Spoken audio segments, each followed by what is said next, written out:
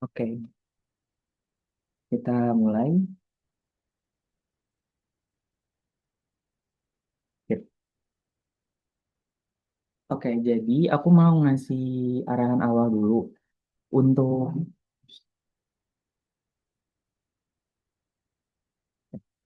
sorry, ya, terobos sedikit.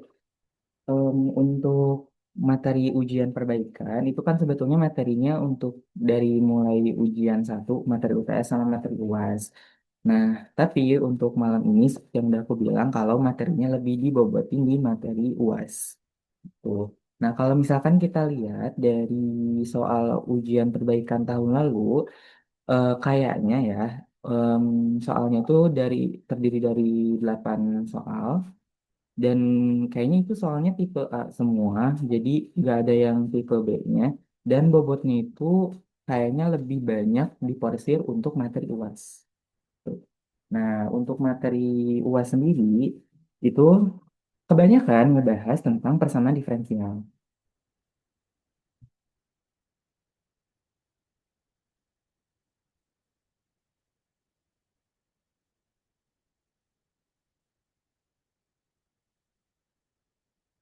Oke.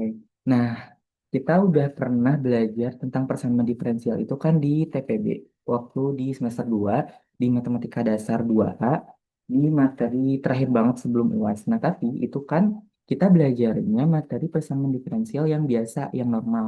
Gitu. Biasanya kan persamaan diferensial itu bentuknya misal Y double aksen ditambah Y aksen, misal sama dengan nol. Nah, ini biasa disebut sebagai persamaan diferensial yang homogen atau ciri-cirinya itu di ruas kanannya dia sama dengan nol. Nah, tapi kalau misalkan persamaan diferensialnya misal di ruas kanannya itu tidak sama dengan nol, nah ini disebut persamaan diferensial yang tak homogen atau non homogen. Nah, yang mungkin di highlight dari mata kuliah matematika sains ini adalah di bagian sini, teman-teman. Nah, ini itu kan sebetulnya adalah fungsi. Ini tuh AX tambah B ini tuh kiasan atau ini sebetulnya bukan A ditambah B ya. Kita sebut aja misal ini tuh FT gitu, alias fungsi. Nah, fungsi ini itu tuh bisa macam-macam. Fungsinya tuh bisa beda-beda dan banyak sekali fungsi yang bisa dibilang anomali gitu. Nah, fungsi-fungsi beberapa yang mungkin nggak biasa, nah itu kita pelajari di matematika sains di materi UAS gitu. Oke, yang pertama yang kita pelajari setelah UTS itu transformasi Laplace.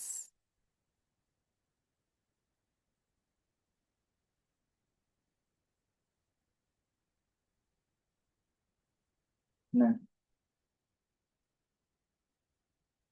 sebetulnya transformasi Laplace ini tuh salah satu syarat untuk bisa mengerjakan suatu persamaan diferensial. Jadi kita akan menentukan solusi dari fungsi-fungsi yang notasinya tuh fungsi delta Dirac gitu. Ini syarat untuk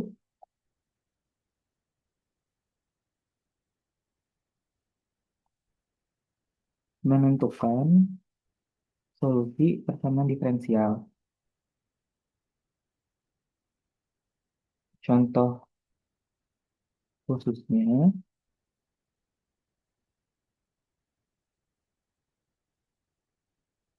itu biasanya fungsi delta gini. Langsung aja kita masuk ke bahas soal kali ya.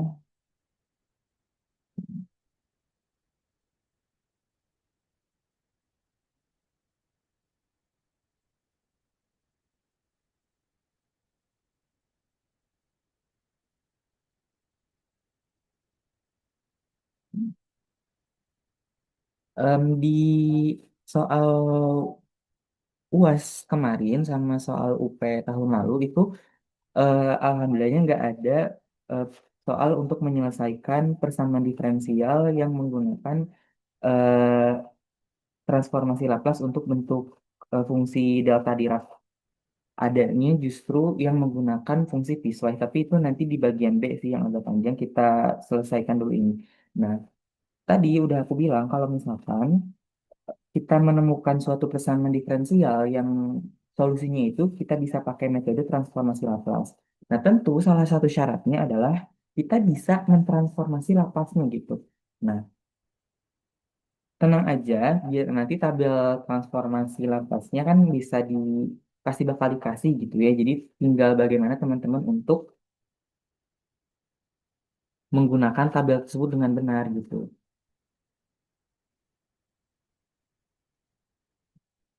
Oke, kita masuk ke yang ini.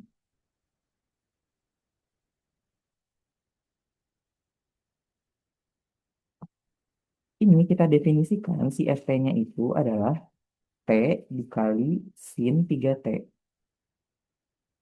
Nah, Laplace dari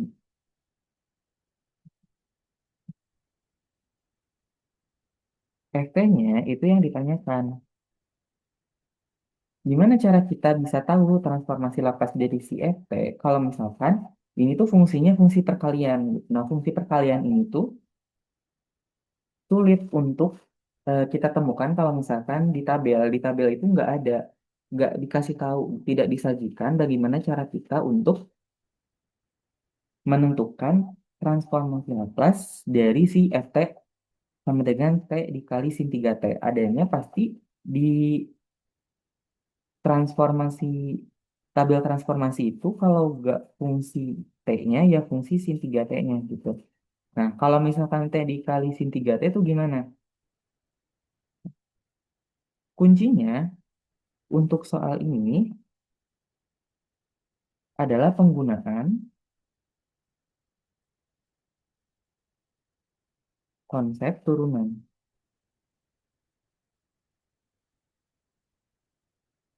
Hmm. Aku kasih materi dulu sedikit. Misal ada fungsi turunan pertama, f aksen T. Kalau misalkan kita Laplace si fungsi ini,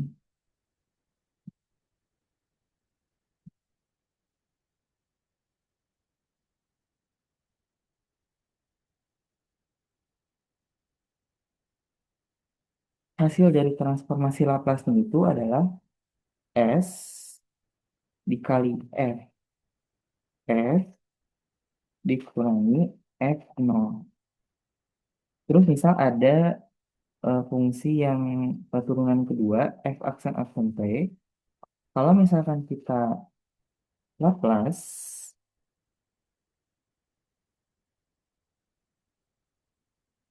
maka hasil dari transformasi Laplace-nya itu adalah S kuadrat Fs dikurangi S dikali F0 dikurangi F aksen 0. Nah, biasanya untuk soal-soal matematika sains itu orde dari fungsi turunannya itu cuma sampai turunan kedua. Jadi sampai F aksen-aksen aja. Jarang ada soal sampai F turunannya itu sampai tingkat 3 gitu, orde 3. F aksen-aksen aksen C gitu. Sebetulnya sih bisa kita lihat ya polanya kalau misalkan kita Laplace si fungsi itu,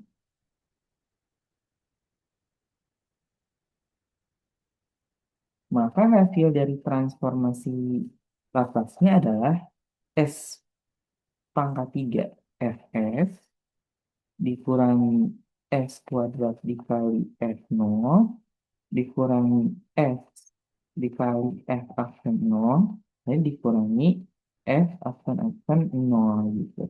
Jadi bisa kelihatan gitu ya pola dari bagaimana cara kita melakukan transformasi Laplace untuk fungsi yang merupakan fungsi turunan gitu. Nah, apa hubungannya sama kita mencari transformasi Laplace dari T dikali sin 3T? Oke, ini kan susah teman-teman. Tadi udah aku bilang kalau misalkan si fungsi ini tuh susah kalau misalkan kita mau langsung pakai tabel gitu karena kita harus pakai metode khusus. Nah, metode khususnya adalah pakai konsep turunan. Kalau misalkan kita punya FT-nya adalah T dikali sin 3T, berarti kalau kita turunin sekali, ini pakai konsep U aksen T ditambah V aksen. Berarti kan sin 3T sebagai representasi dari, ini misal kita anggap si T itu U, terus sin 3T-nya itu V, berarti kan U aksennya itu turunan dari T itu satu dikali P sin 3T ditambah T dikali 3 cos 3T. Oke. Kita rapihin dikit, sin 3T ditambah 3T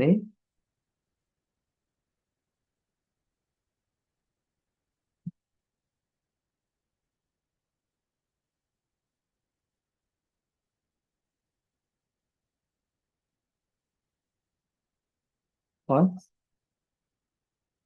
3T.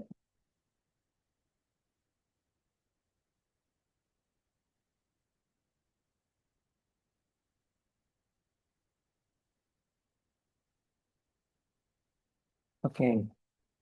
Nah, kalau kita lihat di sini, ini kan belum muncul gitu ya. Kita mau dia bikin muncul T sin 3T lagi.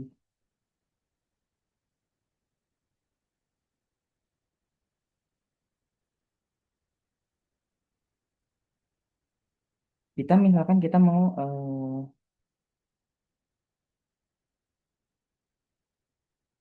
turunin lagi sekali. Jadi F aksen-aksen T, ini kita turunin jadi 3 dikali cos 3T. Berarti ini jadi minus 9 T dikali sin 3T. Nah, perhatikan kalau si T, sin 3T-nya itu muncul lagi, teman-teman. Oke, sekarang kalau udah muncul lagi, kita lapaskan keduanya. Transformasi keduanya.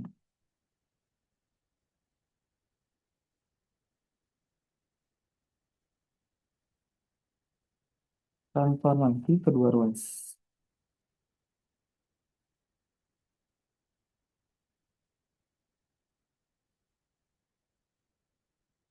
Oke, kita transformasi dulu ruas kiri.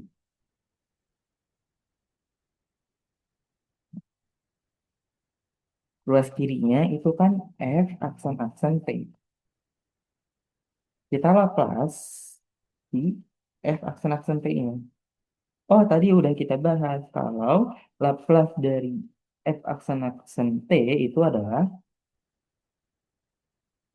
S kuadrat Fs dikurangi S dikali F0 dikurangi F aksen 0.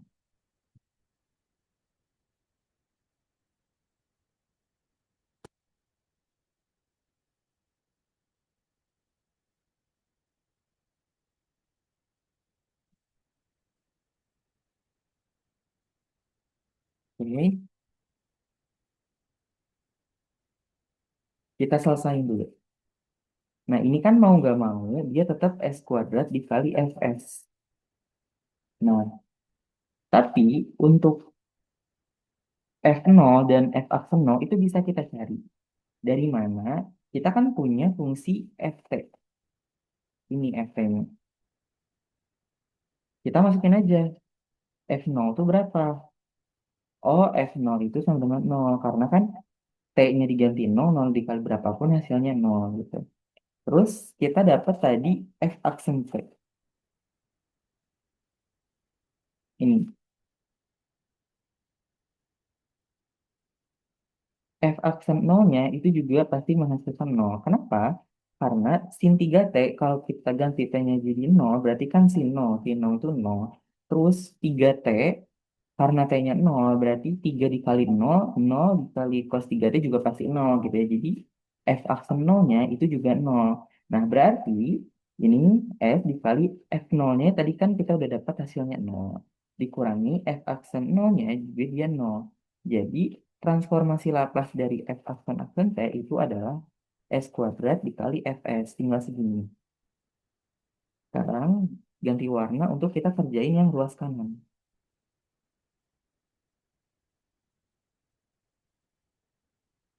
Oke. Ruas kanannya itu 3 cos 3T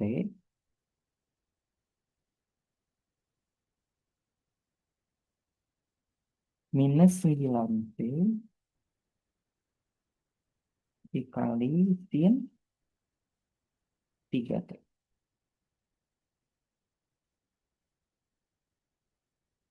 Sekarang kita transformasi.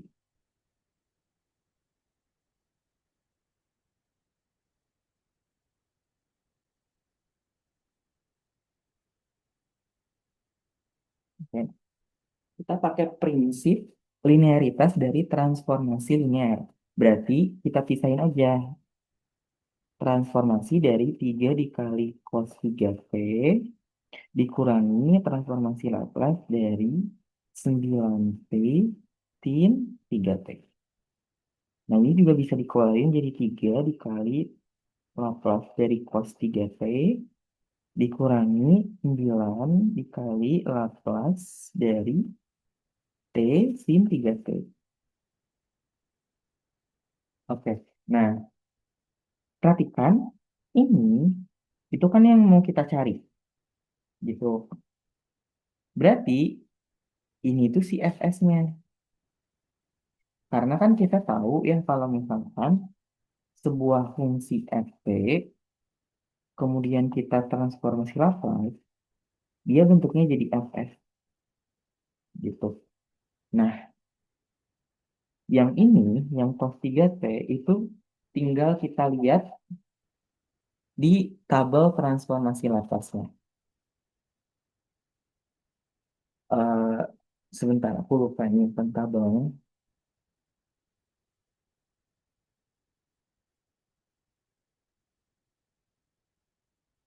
Laplace dari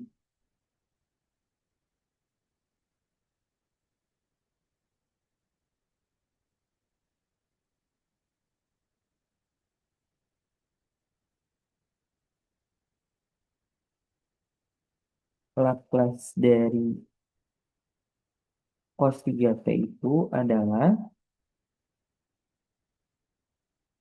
S per S kuadrat tambah 9. Berarti 3 hasilnya 3S per S kuadrat ditambah 9 minus 9 dikali Fs. Oke, yang ruas kiri udah jadi, yang ruas kanannya juga udah jadi. Oke, berarti yang ruas kirinya jadi S kuadrat Fs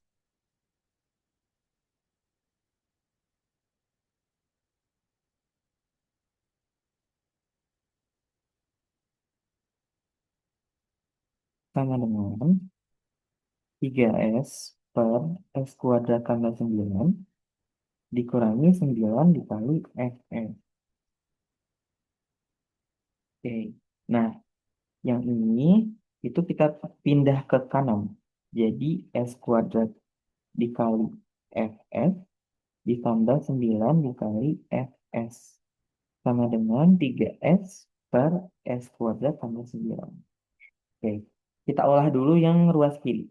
Ini kan ada Fs, ya berarti Fs-nya kita keluarin, baru nanti dikali sama S kuadrat tambah 9. Oke, ini pemfaktoran biasa ya teman-teman. Jadi kan ini dua-duanya ada Fs gitu. Nah, kita keluarin Fs-nya, terus kita masukin si eh, unit yang lain gitu. Kan kalau misalkan istilahnya kali pelangi, Fs ini dikali, ini kan jadi Fs dikali S kuadrat, ini kan sama kayak ini ya. Terus yang Fs dikali 9 itu jadi 9 dikali Fs gitu. Sama dengan 3S per S kuadrat tambah 9 gitu. Nah ini mah udah jadi Fs-nya yang ini tinggal pindahin ke bawah gitu. Jangan bingung. Jadi hasil akhirnya si Fs-nya itu kita dapat 3S per S kuadrat ditambah 9 dikuadratkan gitu. Atau kalau misalkan mau nulis dua kali juga nggak apa-apa gitu. Jadi 3S per S kuadrat tambah 9 dikali S kuadrat tambah 9 gitu. Ini juga nggak apa-apa sih sebenarnya. Tetap sama, sama aja kok, betul gitu. Nah ini jadi teman-teman jawabannya. Transformasi Laplace dari si P dikali sin 3T itu adalah 3S per S kuadrat tambah 9 dikali S kuadrat tambah 9 gitu. Sampai sini ada pertanyaan dulu nggak?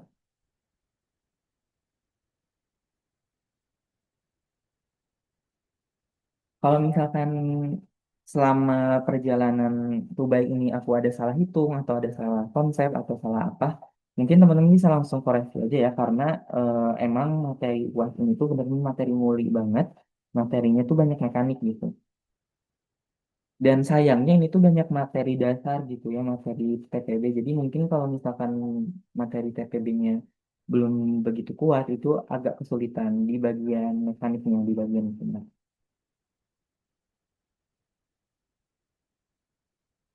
Oke, kalau nggak ada pertanyaan, jadi kita lanjut ke soal nomor 2.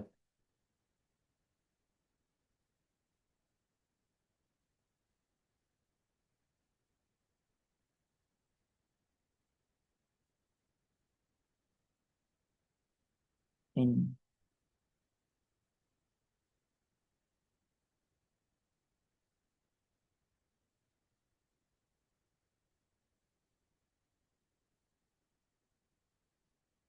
ini juga sama, masih materi tentang transformasi Laplace.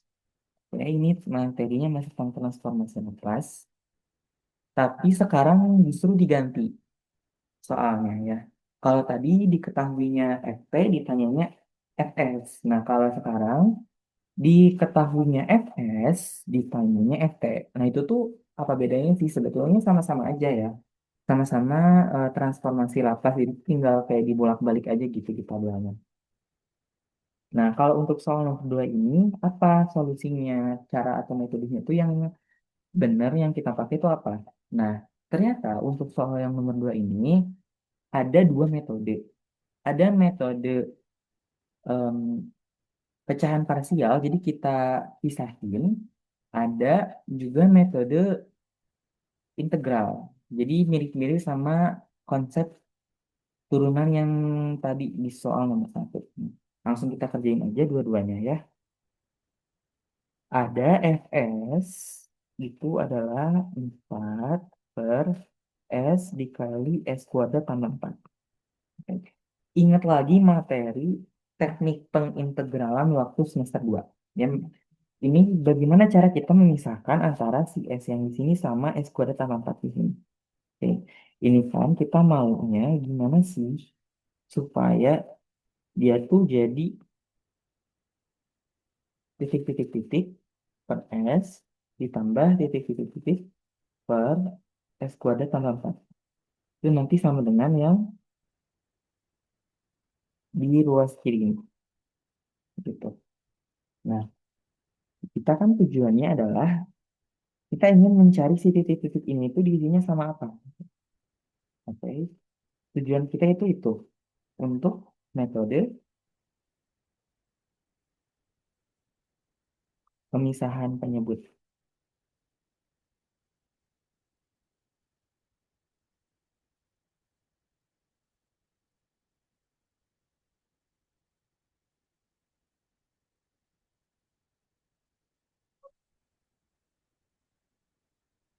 Oke. Ini kita ganti jadi yang titik-titik ya. Ini kita ganti misal ini A. Nah, ini itu teman-teman jangan keliru ini diisi B gitu. Kita harus lihat dulu sih orde dari pangkat yang di bawahnya. Kalau teman-teman lihat, ini tuh kan orde S-nya itu S kuadrat. Nah, berarti sembilan yang di atasnya itu jangan kita tulis B, teman-teman. Tapi kita tulisnya BX ditambah C.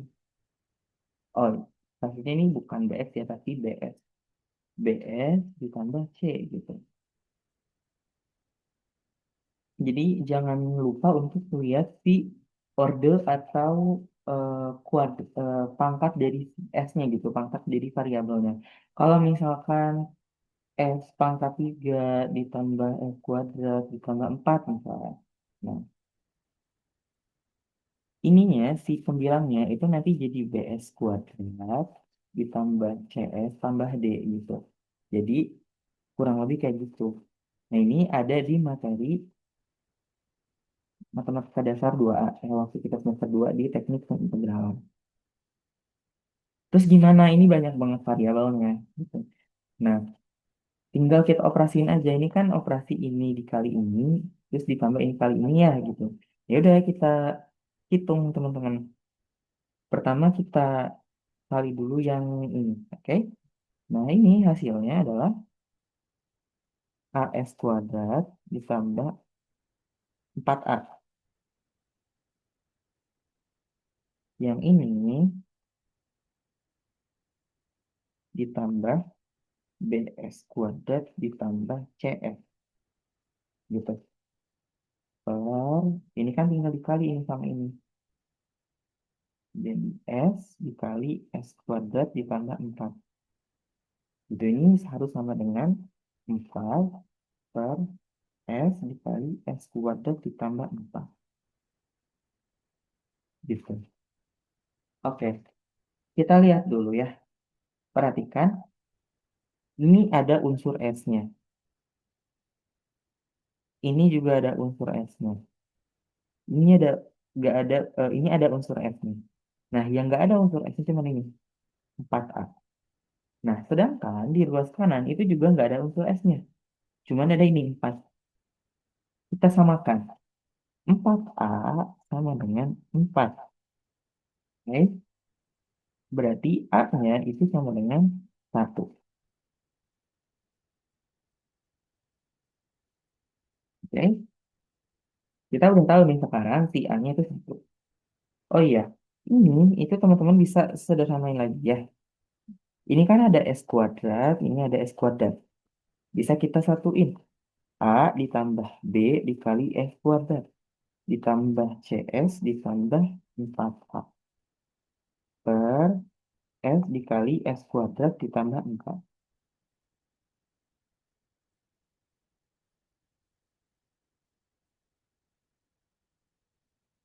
Sama dengan 4 per S dikali S kuadrat ditambah 4.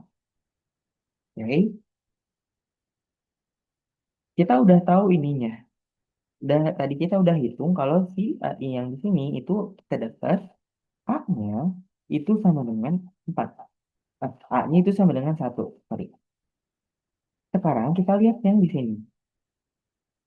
Di ruas kanan itu dia cuma ada 4. Apakah ada unsur S kuadratnya? Nggak ada kan? Nah, berarti A tambah B-nya itu harus 0 dong. Ya, kalau misalkan A tambah B-nya itu nggak sama dengan 0, harusnya di ruas kanan itu ada unsur S kuadratnya, teman-teman. Tapi karena nggak ada, oh berarti si A tambah B ini harus sama dengan 0. Oke, berarti A ditambah B sama dengan 0. Oke, tapi gimana dong kita nyarinya? Tenang, kita kan udah dapat A-nya. A-nya itu 1. Ditambah B sama dengan 0. Berarti B-nya itu sama dengan min 1. Beres. Oh, belum beres. Ada satu lagi yang belum ketemu. C-nya gimana? Konsepnya sama. Kita lihat. Ruas kanan itu cuma ada 4. Nggak ada unsur S. Nggak ada unsur S kuadrat juga. Nah, berarti si C ini, kalau teman-teman tebak 0, itu benar. Si C-nya itu benar. Oke. Berarti kita udah bisa dapetin ya. Kalau misalkan hasilnya A itu kan 1. Berarti 4 per S dikali S kuadrat ditambah 4. Itu katanya apa? A per S. Oh, A-nya dapat 1. Berarti 1 per S ditambah BS ditambah C. B-nya berapa? Min 1. S ditambah C-nya 0. Per, pernya jelek. Per S kuadrat ditambah 4. Oke, ini kita rapikan sedikit. 1 per S. Ini kan 0 nggak usah ditulis dong. Nah ini, min 1S kan min S. Berarti minnya kita pertanin aja. Minus S per S kuadrat tambah 4.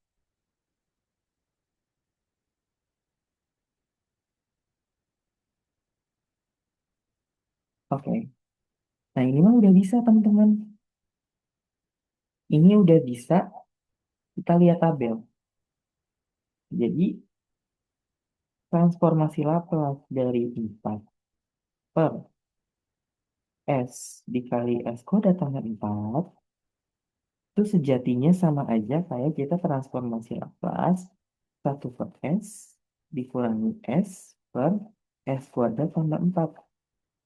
Oke, kita lihat satu-satu. 1 per S itu kalau teman-teman lihat di tabel transformasi Laplace, itu hasilnya 1.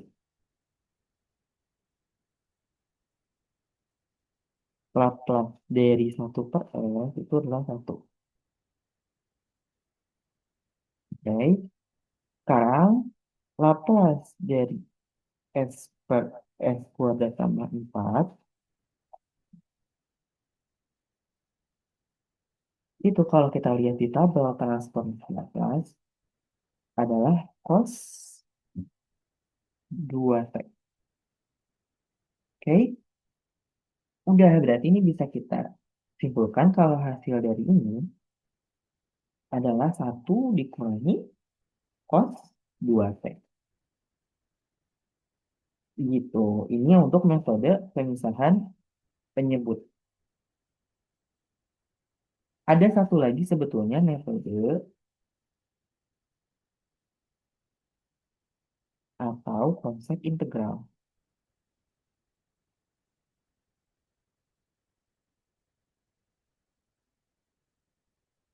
Gimana? Kita tahu kalau misalkan fs-nya itu adalah 4 per S dikali S kuadrat ditambah 4.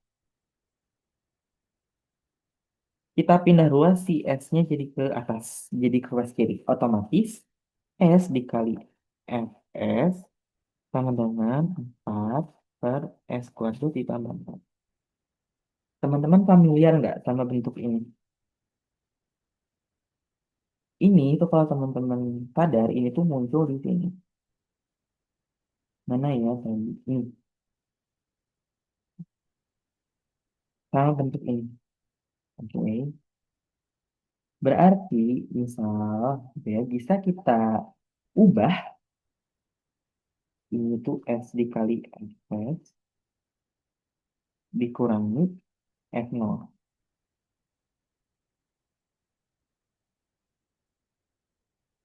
Loh, terus si F0-nya itu gimana dong? Kan awalnya nggak ada. Berarti kita asumsikan kalau F0-nya itu bernilai 0.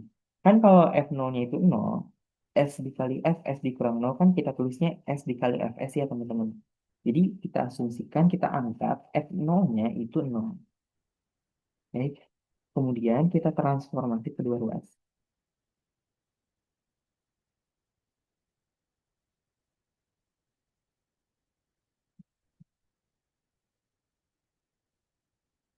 Oke, ingat dong ini transformasinya apa? Tadi kuncinya kita lihat aja si S-nya itu dia pangkat berapa yang paling besar. Ini kan S-nya paling besar pangkat 1. Oke, berarti kalau kita transformasi, berarti ruas kiri hasil transformasinya adalah S aksen T. Oke, nah sama dengan Ini teman-teman jangan langsung bilang kalau ini tuh cos 2T. Enggak, teman-teman jangan sampai keliru. Kalau misalkan ruas penyebut sama pembilang itu beda. Kalau penyebut atau yang di bawah ini semuanya kuadrat, tapi yang atas ini enggak kuadrat. Jadi ini harusnya bukan 4 ya, tapi 2. Terus ini kan 4, 2-nya lagi kemana? Gitu kan ya, 4 itu 2 kali 2. Berarti kita pindahin dia ke depan. Jadi 2 dikali 2 per S kuadrat tambah 4. Kebayang?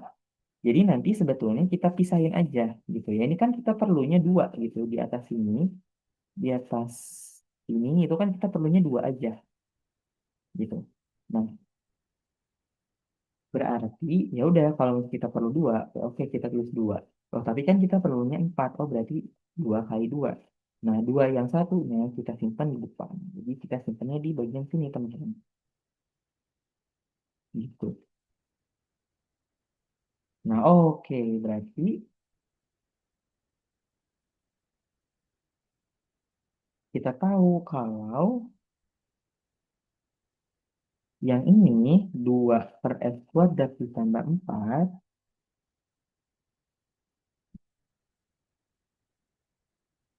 transformasinya adalah menurut tabel transformasi Laplace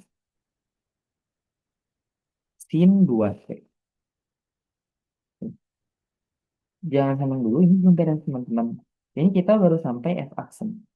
Kita integralin dulu. Nah, memang untuk teknis yang pakai metode integral ini lebih banyak ngitungnya. Jadi ini perlu banget skill hitung integral. Oke. Nah, integral dari 2 sin 2T berapa? Jawabannya minus cos 2T. Nah, ini adalah salah satu kelemahan dari metode integral. Yang mana waktu UAS itu aku ngerjain pakai metode ini dan aku salah. Kenapa? Teman-teman jangan lupa buat nambahin plus C-nya. Gitu. Nah, apakah ini udah selesai? Tentu belum. Kan C-nya belum tahu apa. Teman-teman. Nah, terus gimana cara cari C-nya? Kita pakai asumsi yang tadi. Asumsi F0 sama dengan 0. Kita masukin F0. F0 itu kan berarti minus cos 0, cos 2 dikali 0, cos 0 berarti minus 1 plus C. Tadi F0-nya berapa? 0, 0 sama dengan minus 1 tambah C. Berarti C-nya kan 1. Berarti kita simpulkan kalau si FT itu adalah minus cos 2T plus 1. Atau ini kan sama aja kayak 1 minus cos 2T. Oke, sama ya. Mau pakai metode atau konsep integral, mau pakai metode atau konsep yang pemisahan penyebut, itu sama aja hasilnya 1 minus cos 2T ini sama. Tuh.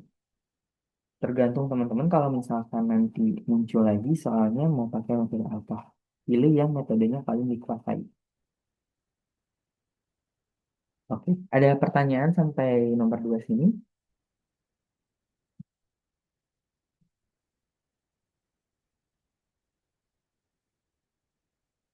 Kalau nggak ada kita lanjut ke nomor 3.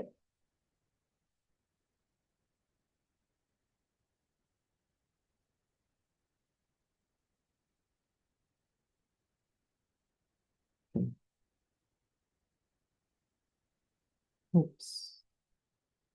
Nomor 3. Em, aku sangat berharap teman-teman kalau misalkan ketemu sama soal ini, teman-teman bisa dapat poin penuh. Poinnya tuh 4.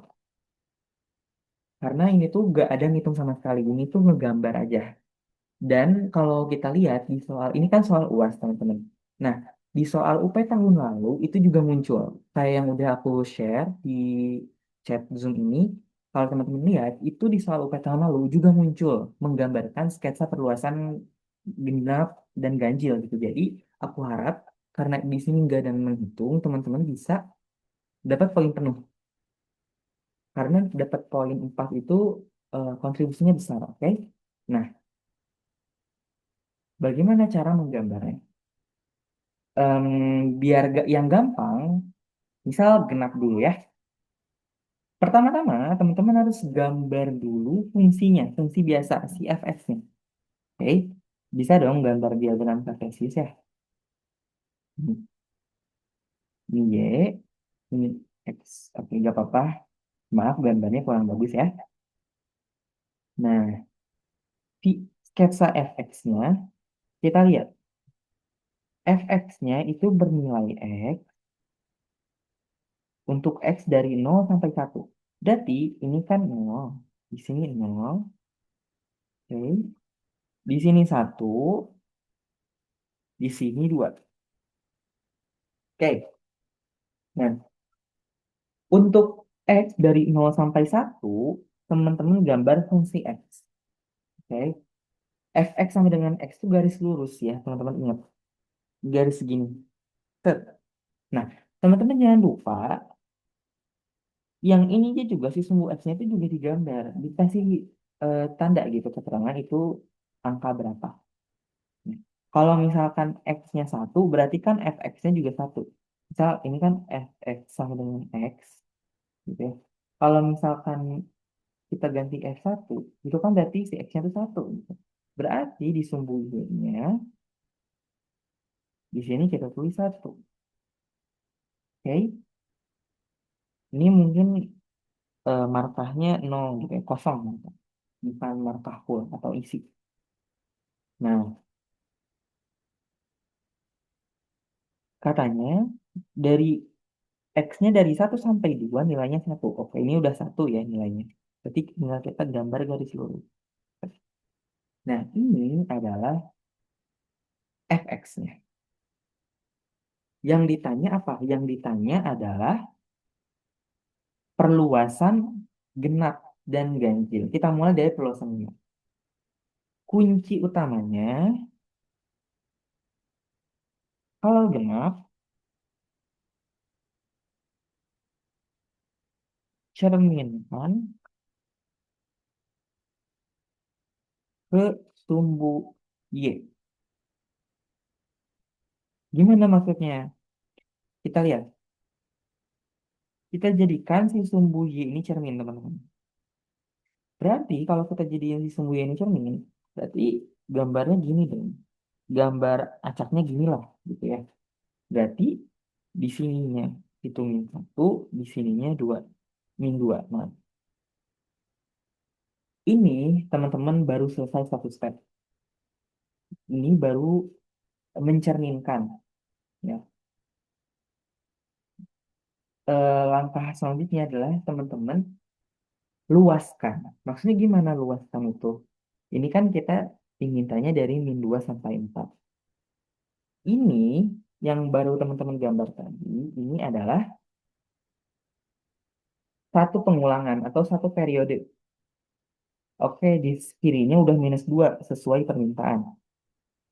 Tapi yang di kanannya itu baru sampai 2. Perlu sampai ditanya sampai 4. 3, 4. Oke, kita lihat polanya. Datar, turun, naik, datar. Berarti kita mulai lagi. Datar, turun. Dah, beres. Gitu ya. Kebayang? Metodenya gitu aja. Sekarang, aku tandain deh biar nggak usah menggambar 2 kali yang ini, itu benar. Sekarang kita kerjain yang ganjil. Oke. Tadi kan fungsinya naik, datar.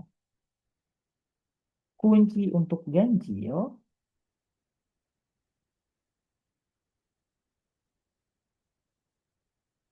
cerminkan ke titik 0,0. Titik 0,0 tuh ini. Atau bidang cerminnya, itu ini teman-teman. Tadi. Ini bidang cerminnya itu ini. Set. Ya, oke. Sekarang Kita lihat. Tadi kan yang fungsi efeknya itu naik, datar. Oke. Sekarang kita cerminin. Kan tadi bidang cerminnya ini. Berarti dia bakal turun, datar, kelebihan. Nah, itu anggaplah dia lurus ya teman-teman. Sip. Oke. Kita baru dapat satu pengulangan. Ya, datar ini berarti berapa? Min satu ya. Ini min satu. Gitu. Kita lihat polanya.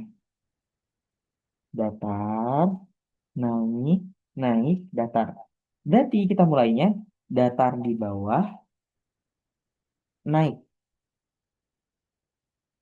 Gitu. Oke. Udah beres. Perluasan sketsa ganjil genapnya gini. Oke, jadi teman-teman aku harap setelah ini bisa menggambarkan sketsa perluasan ganjil genap dengan baik. Ini pasti ditanya, kayaknya firasat aku tuh besok ditanya sketsa perluasan ganjil genap ini ya. Jadi teman-teman aku harap bisa dapat full eh, nilai dari yang gambar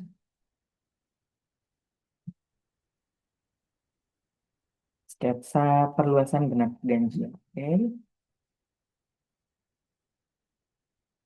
udah gini aja. Lanjut nomor 4. Sebelumnya ada pertanyaan dulu nggak nih dari teman-teman? Sampai nomor 3 ini. Langsung on mic aja ya. Atau lewat chat juga nggak apa-apa. Soalnya ini kayaknya belum ada yang ngechat deh. Oke.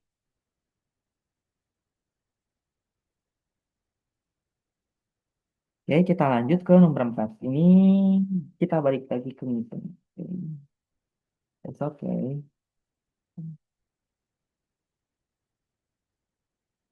Nah,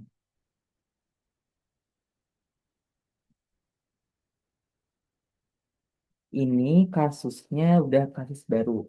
Oke. Tadi transformasi Laplace itu bisa kita pakai untuk menentukan solusi persamaan diferensial yang biasa juga masih dipakai. Tapi yang ini persamaannya, oh, yang ini itu kita pakai deret Fourier. Tapi ternyata ini deret Fourier-nya kita bukan disuruh untuk menentukan solusi dari persamaan diferensial ini, kita disuruh untuk menentukan si koefisien A0 sama B5.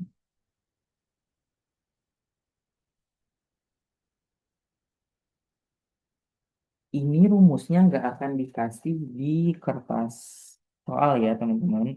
Ini mungkin teman-teman harus hafalin sendiri.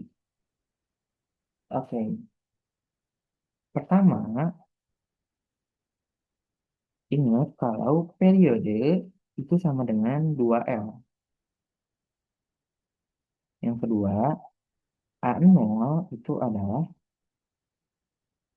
1/L integral dari minus L sampai L Ft dt.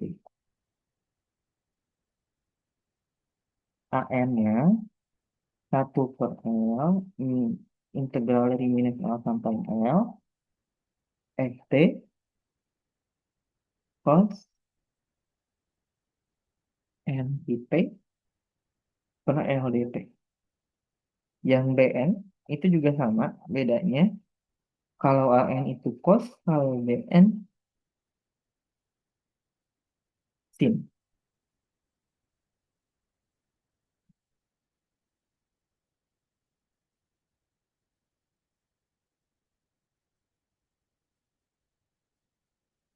Ini kalau kita udah tahu ini, teman-teman tinggal menggunakan kemampuan integral teman-teman ya. Pertama, kita disuruh nyari A0 ini. Ini akan sangat mudah kalau teman-teman bisa menggambar sketsanya. Aku saranin untuk gambar sketsanya. Ini kan ada FT. Kita latihan deh, gambar sketsanya. gambar dulu diagram kartesiusnya. Ini sendiri, ini sumbu X. Atau ini tuh bukan X sih sebenarnya P ya. Ini juga bukan Y sih sebenarnya tapi X, P. Jangan lupa untuk di-adjust ya teman-teman. Takutnya kalau beda itu di minus gitu. Oke, kita lihat. Cermati. Untuk T-nya dari 0 sampai Pi, nilai fungsinya 1. Berarti dari 0 sampai Pi, Pi itu kan berarti sekitar 3 ya. Ya udah di sini deh, Pi. Nah, itu kita gambar dia nilai fungsinya 1. Ini 1. Oke, gambar. Ya, terus ini. Terus, dari Pi sampai 2Pi nilainya min 2. Dari Pi sampai 2Pi nilainya min 2. Oke, kurang bawah karena minus 1, ini minus 2. Oke, dari Pi sampai 2Pi nilainya minus 2. Ini markahnya ini kosong. Terus ini juga kosong. Oke. Nah, terus aku saranin teman-teman untuk perluas juga. Biar sambil latihan ya. Nah, ini bukan perluasan ganjil, bukan perluasan genap. Ini perluasan fungsi biasa. Langsung ulang. Langsung ulangi. Kalau tadi kan tahapnya cerminkan dulu, baru ulangi. Nah, kalau ini langsung ulangi. Ini kita ulanginya ke kiri. Berarti di sini ada min pi, harusnya min pi sama min 2pi. Oke, kita lihat. Kita mulainya dari yang paling kanan. Dia di bawah, terus di atas. Berarti dia juga bakal di bawah ini. Mungkin better ini angkanya di kanan nih. Berarti ini akan ada di bawah, baru nanti di sini ada di atas. Nah, ini kurang lebih si perluasannya. Ini kan sebetulnya dari Fourier itu fungsi yang periodik.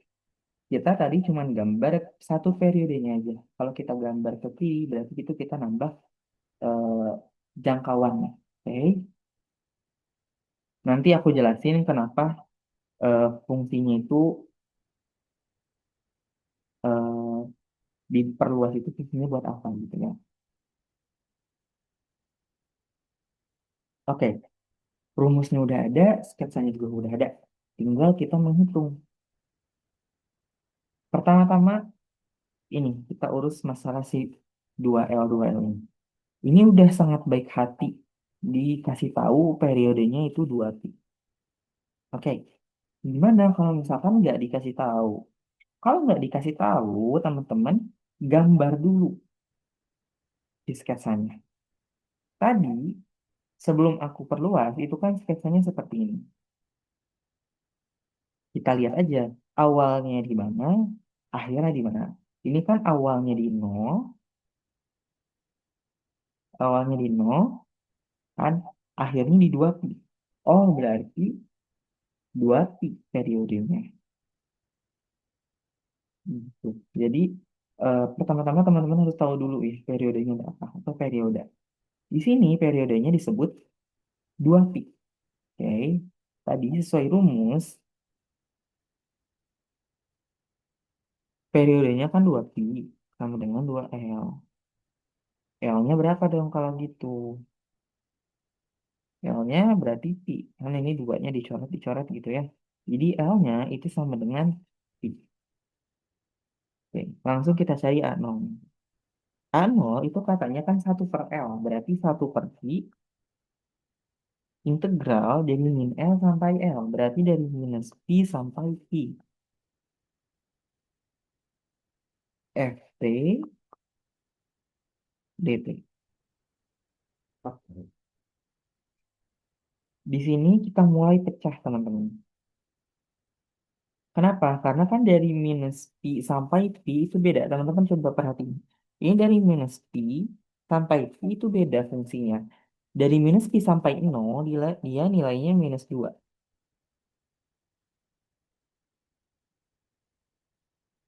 Tapi dari nol sampai pi, dia nilainya 1. Oke, berarti, nah ini salah satu fungsi dari kita memperlebar atau kita memperluas si sketsanya. Kalau misalkan kita nggak perluas, kita cuma tahu dia dari nol sampai 2pi. Sedangkan kan di rumus adanya minus pi gitu ya. Nah itu gimana? Salah satu caranya adalah ya teman-teman mau nggak mau harus gambar biar tahu dari minus pi sampai nol itu ternyata nilai fungsinya kan negatif juga. Berarti ini kita pisah. Satu per pi kurung dari minus pi sampai nol nilainya min 2 dt ditambah dari nol sampai pi ternyata nilai fungsinya 1 dt. Ini mah nggak usah repot-repot ya, integralnya juga mudah. Satu per pi, integral dari min 2 berapa? Min 2 t kan? Min 2 t dari min pi sampai 6. Integral dari integral dari satu berapa? T kan? T da- dari nol sampai pi. Gitu. Nah, di sini itu biasanya tricky banget. Di sini pasti biasanya ada aja yang salah ngitung di bagian sini. Jadi teman-teman harus hati-hati. Ini setelah teman-teman, kalau teman-teman hitung, jawabannya adalah minus pi per pi ya atau minus satu. Oke, ini a nolnya kita udah dapat. Nah, yang mungkin agak bermasalah itu bagian waktu kita nyari bilangannya. Karena kita melibatkan trigonometri di situ. B itu kan berarti melibatkan sin. Satu per L, L-nya berapa? Pi, tadi kita udah dapat. Integral dari minus pi sampai pi dari Ft dikali sin NPT per L, pi dt. Nah, ini kan pi per pi bisa coret ya. Jadi kita ubah aja jadi sin mt. Begitu. Oke. Kita pecah lagi. Nah, karena di sini kita udah dikasih tahu, kita disuruh cari B5, berarti N-nya kita ubah jadi 5 ya. B5 dengan satu per pi dikurung, kita mulai pisah ya. Minus pi sampai nol minus 2 dikali sin 5t dt ditambah nol sampai pi 1 sin 5t dt. Oke,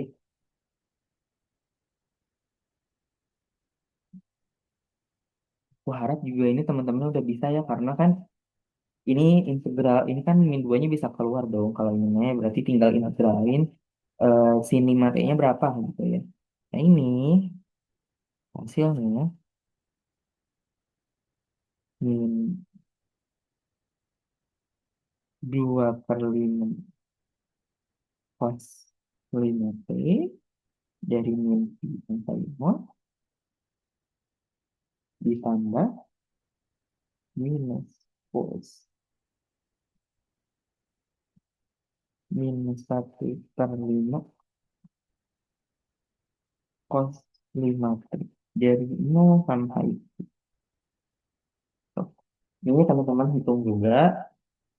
Ini dapat hasilnya biar dapat 6 per 5 pi. Ini teman-teman mekanik sendiri ya, ngitung sendiri. Gitu. Untuk nomor 4 kurang lebih kayak gitu. Oke. Ada pertanyaan dulu nggak?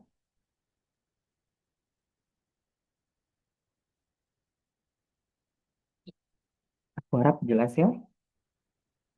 Kalau ada pertanyaan langsung aja ditanyain. Mau on mic atau lewat chat juga nggak apa-apa. Nanti aku chat berkala. Oke. Di sini tuh yang penting teman-teman tuh mekanik ya, ngitung. Nggak, hafalannya tuh dikit lah gitu. Karena untuk tabel transformasi Laplace kan dikasih paling ngafalin rumus itu aja. Rumus A0 apa, AN apa, BN berapa gitu ya. Itu mungkin harus diingat. Kalau nggak ada pertanyaan, mungkin kita lanjut ke nomor selanjutnya, nomor 5 berarti ya.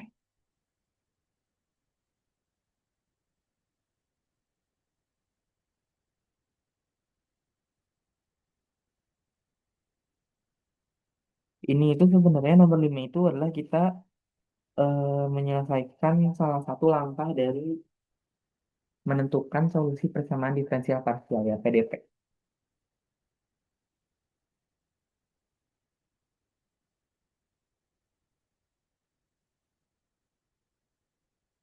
Sedikit tips dari aku, kalau ada soal tentang PDP, ini kan soalnya PDP.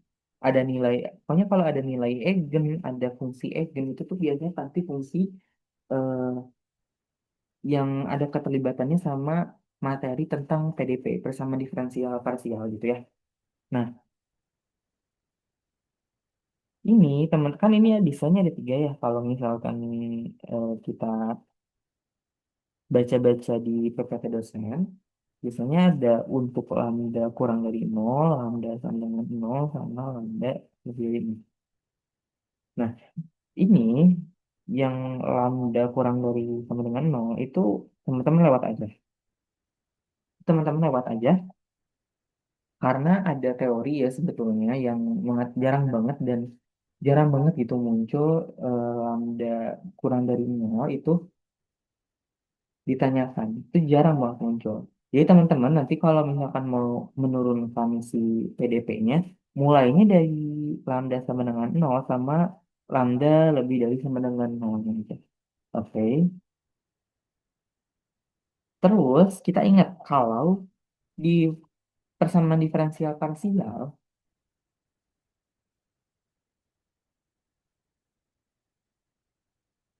lambda itu sama dengan, oke, jangan ke situ dulu deh. Aku lupa, kita lihat aja dulu sih soalnya ini. Ini udah berbaik hati nggak sih nilai eigen? Katanya nilai eigennya itu lambda n sama dengan 2n min 1 kuadrat per 4. Dengan n-nya lebih dari 1. Nah ini bahkan udah dikasih tahu, udah dikasih petunjuk. N-nya itu lebih dari 1. Kita masukin. Lambda, misal lambda 1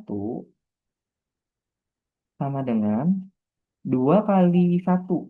2 dikurang 1. 1 kuadrat per 4. 1/4. Dimana kalau lambda 2, n-nya 2 gitu. Berarti 2 dikali 2 4 dikurang 1 3. 3 kuadrat 9. 9/4. Nah ini kalau teman-teman terusin lambda 3, lambda 4, lambda 5, dan seterusnya. Itu pasti hasilnya akan selalu positif lambdanya. Oh berarti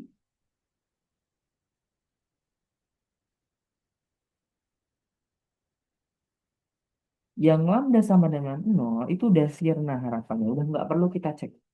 Oke. Kondisinya mungkin kalau nggak dikasih tahu nilai eigennya berapa, atau justru malah kita disuruh untuk cari nilai eigen, lambda sama dengan nol itu harus tetap jadi opsi. Tapi kalau tadi kita hitung lambda satu, lambda 2, lambda 3 dan seterusnya, pasti nilai lambdanya itu akan selalu positif. Berarti yang lambda sama dengan nolnya kita hapus gitu ya. Kita nggak usah buktikan. Kita mulainya langsung aja ke lambda lebih besar sama dengan nol. Kayak gitu. Oke. Sekarang, kalau lambda sama dengan lebih dari sama dengan nol, ingat kalau lambda itu adalah mu kuadrat.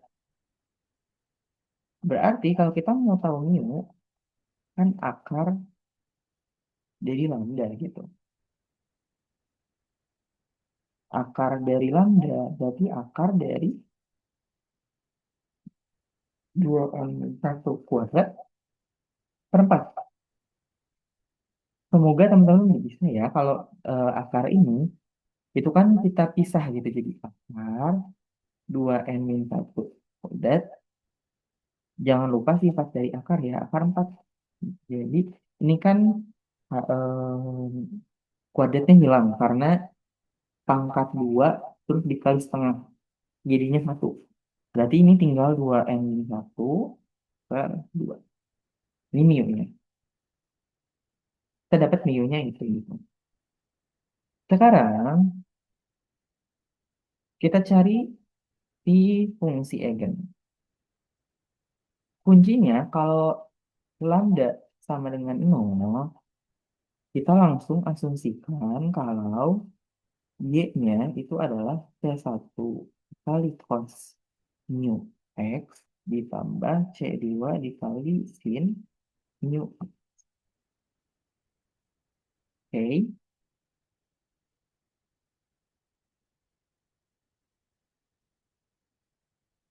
mu-nya nggak usah kita ganti dulu lah, nggak apa-apa. Biar nggak usah banyak nulis nantinya. Mungkin boros waktu kalau dipakai buat nulis ya. Sekarang kita lihat di soal, ternyata y0 sama dengan 0. Oke, kita ganti si x-nya 0. Sekarang, cos mu dikali 0. Cos 0 berarti 1. C1 ditambah, kalau ini sin mu x, kalau kita ganti x-nya itu 0, berarti kan jadi sin 0. Sin 0 itu 0. Nah, di soal dikasih tahu kalau y0 itu kan nilainya 0 sama dengan C1. Oke, berarti C1-nya 0. Balik lagi ke y-nya ini. Kalau C1-nya 0, berarti komponen ini itu juga 0 dong. Karena 0 dikali berapapun itu hasilnya 0. Berarti si y-nya itu tinggal sisa yang ini aja. C2 dikali sin mu x. Gitu. Sebetulnya sih dari sini aja teman-teman udah bisa langsung dapat jawabannya ya. Kalau bahwa si jawabannya tuh ini. Si fungsi eigennya tuh ini. Gitu ya. Kalau kita tulis yn, si C2-nya tuh hilang ya. Karena ini tuh semacam apa ya? eh, Bukan komponen yang penting dalam fungsi eigen gitu ya. Yang pentingnya tuh di sini ya. Jadi yn-nya itu sin mu-nya kita dapat tadi berapa? 2n-1 per 2 ya. 2n-1 per 2 x. Gitu. Cepat sekali karena eh, soalnya berbaik hati. Nilai eigennya udah kita tahu gitu. Kita udah tahu nilai eigennya berapa. Kayak gitu. Sebetulnya ada satu tahap lagi yang mungkin teman-teman harus cek gitu ya. Kalau katanya y aksen 2pi ya. Oh, y aksen pi. Y aksen pi-nya itu sama dengan 0.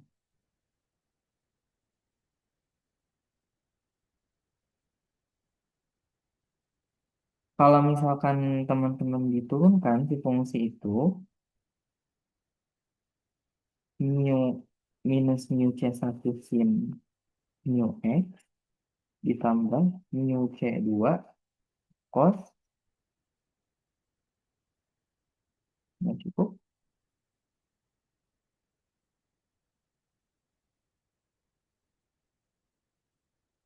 cos mu x. Oke. Nah, yang ini contohnya pasti nol dong, karena kan si x-nya bikin jadi sin 0 tuh 0. Berarti ini kan berarti tinggal sisa mu C2 cos mu x. Nah, sebetulnya tahap ini itu tuh adalah tahap kita mencari mu atau mencari nilai eigen. Kalau nilai eigennya tuh belum diketahui gitu. Tapi karena ini diketahui, sebetulnya kita eh, cari satu aja ini udah cukup gitu. Untuk menentukan sebetulnya fungsi eigennya itu apa sih. Gitu. Jadi em, pembuktian kedua dari yang Y akan sama dengan nol itu nggak terlalu dibutuhkan gitu.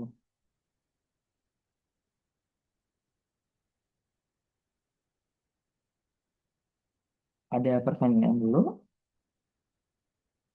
sebelum kita lanjut ke soal A yang terakhir nomor 6.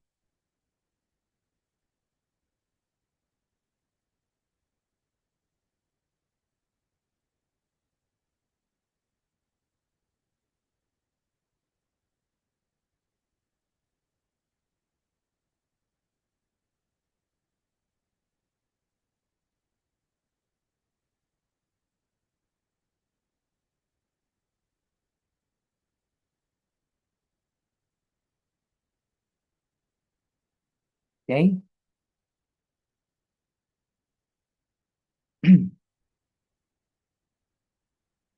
Nomor 6 ini materinya kalau teman-teman lihat ini adalah materi tentang deret pangkat. Ini kita di sini disuruh untuk menyelesaikan persamaan diferensial menggunakan metode deret pangkat.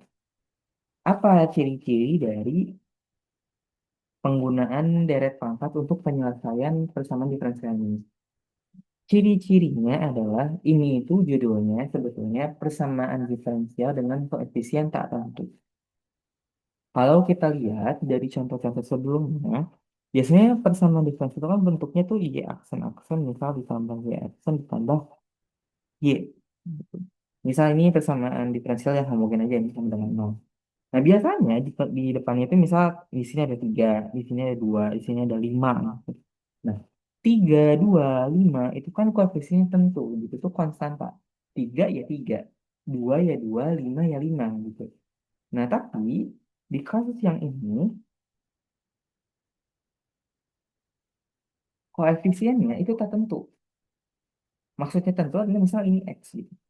X itu apa? X itu kan variabel, peubah gitu. Dia bisa berubah apapun gitu. Dia bisa bergantung.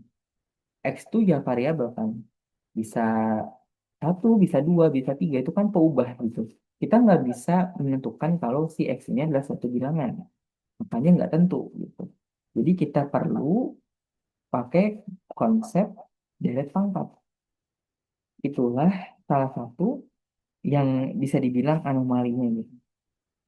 Kenapa kita nggak bisa pakai metode yang kita udah pelajari di TPB ya? Karena koefisien tertentu itu nggak ada metodenya. Salah satu metodenya itu cuma pakai deret pangkat. Sekarang, syarat atau apa ya, bisa dibilang eh, tips yang pertama, samakan pangkat X-nya.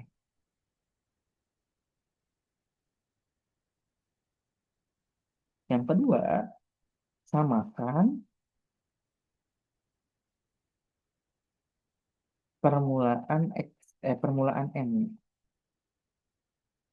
Maksudnya permulaan itu apa? Kan kalau kita lihat di sini, N, ini untuk kalau misalnya kita menulis notasi sigma, itu kan ini maksudnya sigma N sama dengan berapa? Mulainya dari N sama dengan nol sampai tak hingga. Nah, maksudnya samakan permulaan N-nya adalah kita samakan si N-nya itu kita mulai dari berapa.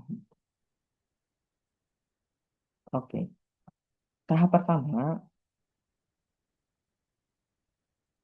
kita lihat orde turunnya turunan keberapa dulu ya teman-teman. Di sini orde yang paling tinggi itu turunan pertama. Nggak ada turunan yang kedua. Harus identifikasi dulu. Di sini itu update turunannya turunan berapa aja, turun ke berapa aja. Di sini kebetulan alhamdulillahnya cuma turunannya order pertama aja. Jadi kita udah dikasih tahu nih si X-nya itu kan sigma n sama dengan nol sampai tak hingga Cn X pangkat n. Oke? Nah, Y aksen X-nya terlalu atas kayaknya nih. Sigma n sama dengan nol tak hingga ini kan konsep turunan biasa. Ini pangkatnya turun ke sini. Jadi N dikali CN dikali X, pangkatnya kurang satu. Gitu. Ini udah beres gitu. Ini udah sampai orde-ordenya eh, turunan pertama. Sekarang tinggal masukin aja ke persamaan diferensialnya.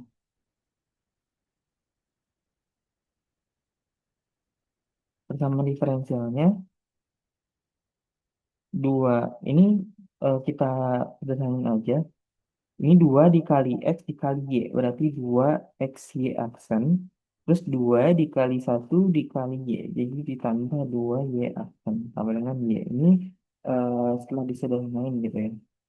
Nanti berarti 2 dikali X dikali Y aksennya ini berarti sigma N sama dengan 0 sehingga N dikali CN dikali X N min 1 ditambah 2 dikali sigma N sama dengan 0 sampai tak hingga N CN X N min 1 sama dengan sigma N sama dengan 0 sampai tak hingga CN X pangkat N. Oke. Nah, disinilah permulaan kita pakai tips nih. Yang pertama, samakan dulu pangkat X. Kita lihat di sini. Eh, ini kita rapihin dulu deh. Ini kan ada 2 X, ini ada 2. Masih di luar sigma. Kita masukin ke dalam sigmanya. Sigma N sama dengan 0 sampai hingga 2N CN X dikali X pangkat N min 1. Ini kan sebetulnya X pangkat 1. Ingat sifat eksponen. Kalau eksponen itu kan dikali berarti ditambah pangkatnya. X N min 1 tambah 1 alias N tambah 0. N aja kita tulisnya. Ditambah sigma N sama dengan 0 hingga 2N Cn X pangkat N min 1 sama dengan sigma N sama dengan 0 hingga Cn X pangkat N. Oke, ini udah rapi. Tinggal kita pakai tipsnya. Yang pertama, samakan pangkat X. Kita lihat, di sini itu X pangkat N. Yang ini X pangkat N min 1. Yang ini X pangkat N. Pangkat X-nya belum sama. Paling mudah itu kita ubah ke yang paling kecil. Maksudnya ini kan N. Ini N min 1. Yang paling kecil tuh pasti N min 1 gitu ya. Berarti kita ubah aja semuanya ke N min 1.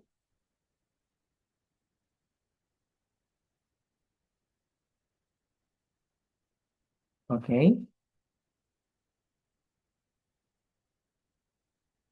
Nah, tipsnya untuk menyamakan X. Kalau misalkan si N-nya dikurang, permulaannya ditambah. Ini kan kita mau jadikan si X pangkat N ini menjadi X pangkat N min 1. Nanti di sini si N-nya juga kita ubah jadi N min 1, Cn-nya juga jadi Cn min 1. Tapi satu-satunya yang berbeda adalah si sigmanya. Sigmanya justru maju. Jadi sigma N sama dengan 1 hingga 2 dikali N min 1, Cn min 1, Xn min 1. Oke, semoga sampai sini kebayang. Sekarang kita eh, coba yang sini. Oh, kalau ini udah sama ya, jadi nggak usah kita ubah. Ini tinggal kopas aja. 2N, Cn, X pangkat N min 1. Oke, yang sebelah kanan kita lihat.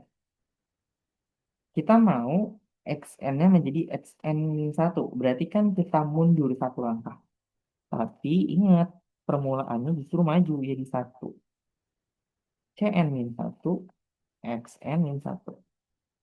Oke, kita lihat. Samakan pangkat X. Pangkat X-nya udah sama. Yang kedua, samakan permulaan N. Apakah N-nya udah sama? Ternyata belum. Ini N-nya sama dengan 1, ini N-nya 0, yang ini 1. Gitu. Ini beda-beda. Gitu ya. Sekarang misal kita samain. Nah, kalau samakan permulaan mau nggak mau, itu kita uraikan si deretnya. Oke, kita mulai. Yang ini dulu. Deret yang ini dulu. Oke, kita mulai dari N sama dengan satu. Kalau kita masukin, ini tuh masukin ke sini aja, dia tuh udah nol. Masukin ke sini. Ini kan satu min satu, nol. Dikali CN, dikali S itu juga pasti nol gitu. Jadi biar ini deh, biar kebayang kita tulis nol. Tambah, oke, N mulai dari satu itu udah. Nah, mudahnya adalah, ini kan mulainya dari satu, nol, satu. Ternyata kalau misalkan kita mulai dari satu, misalkan idenya gini, oh ini yang ini udah n sama dengan satu, ini udah n sama dengan satu, oh tinggal kita bikin aja yang ini n sama dengan satu gitu. Ternyata waktu kita masukin n sama dengan satu di yang deret ini, dia masukkan nol. Kalau mau gak mau, kita mulainya coba dari dua. Kan ini n sama dengan satunya udah kita hitung. Berarti ya udah sisanya untuk n-nya mulai dari dua, itu kita kopas aja. Oke. Sekarang kita kerjain yang ini, deret ini. Kalau misalkan n-nya 0, ini 0 ya, masukin ke sini aja, dia udah 0. 2 dikali 0, hasilnya 0 dong. Gitu. Sekarang, kalau n-nya 1, 2 dikali 1, 2. Berarti ditambah 2 Cn, berarti C2.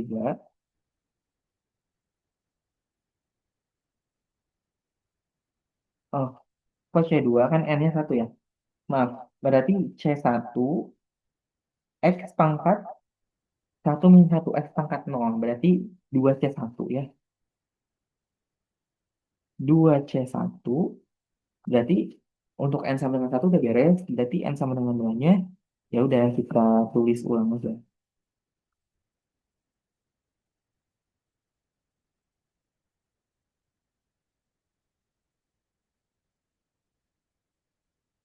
Memang kalau mengerjakan soal daya pangkat tuh agak banyak nulis ya teman-teman. Oke, ini kita ubah ya, jangan lupa. Ini bukan nol lagi sekarang, ini mulai dua. Yang ini juga sama. Kalau kita mulai n-nya dari satu, kita dapat C0 X pangkat nol atau C0 aja ditambah sigma n sama dengan 2 sampai hingga Cn min 1 Xn min 1. Udah beres kah? Kita coba konfirmasi. Apakah pangkat X-nya udah sama? Udah sama. Ini Xn min 1, yang ini Xn min 1, yang ini juga Xn min 1. Apakah permulaan N-nya udah sama? Udah sama ternyata. N-nya 2, N-nya 2, N-nya 2. Oke. Kalau udah sama, kita lihat apakah ada muncul unsur baru yang nggak masuk dalam sigma. Ternyata ada. Kalau ini nol kita hapus aja ya. Ternyata ada unsur baru yang nggak masuk dalam sigma. Ini sama ini. Oke, kalau gitu 2C1 sama dengan C0. Berarti C1-nya adalah C0 per 2.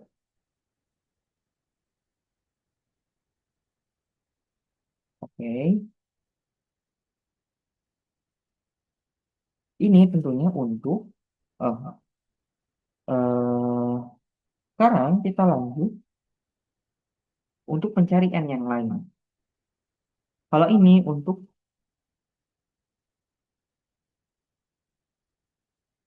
N, N-nya itu dari 0 sampai 2 lah gitu. Tapi ini duanya nggak masuk ya. Sekarang gimana kalau N-nya itu lebih besar dengan 2? Kita uraikan lagi satu kali. Kenapa kita uraikan lagi satu kali? Karena ini yang ditanya ini adalah C1 dan C2 dalam C6. Ini ternyata C1 ini kita udah dapatkan C0/2. Nah, sekarang gimana sih? Kalau misalkan kita mau tahu C2, oke?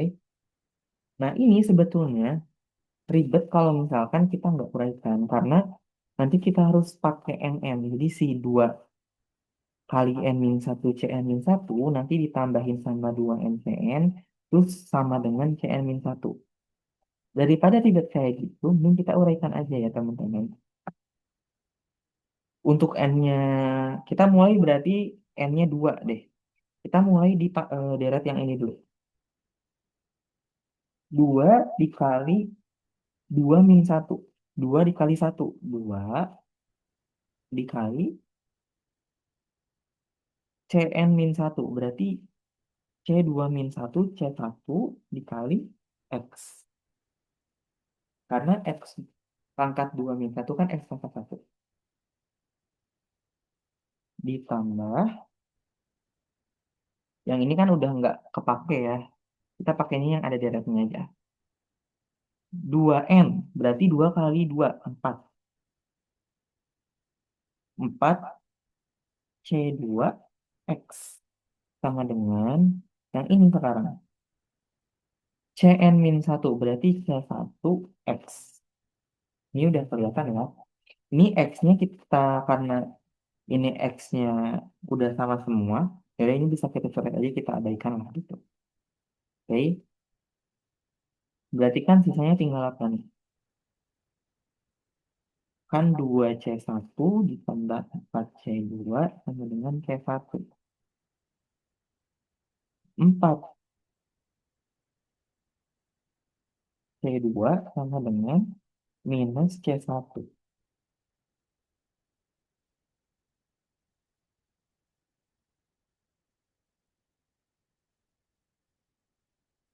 Nah, berarti C2-nya adalah minus C1 per 4. Kita tahu C1 itu kan C0/2. Jadi, ya udah ini misal minus 1/4 dikali C1-nya kan C0/2. Ya ini anggaplah kita pisah ya biar gak ngebingungin. Kan ini minus 1/4 dikali C1 gitu ya. Jadi ini kita dapat minus C0/8. Gitu. Untuk soal nomor 6. Ada yang ditanyain dulu teman-teman barangkali.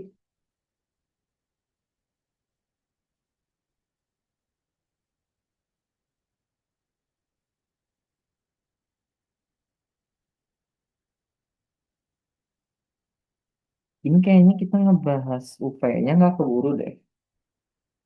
Nanti paling kunci jawabannya atau hasil coret-coretan akunya bakal dikasih di drive akademik aja.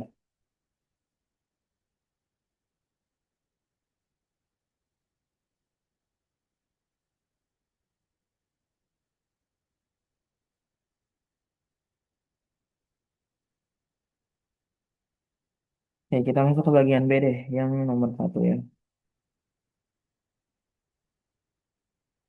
Hmm. Yang bagian B nomor 1 itu soal persamaan diferensial parsial. Ini udah kelihatan banget. Ini soal persamaan diferensial parsial.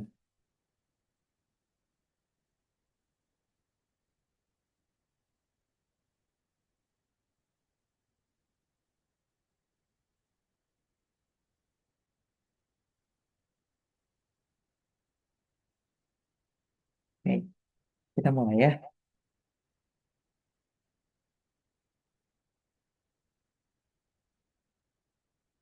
Ini ada fungsi UX, X sama UT.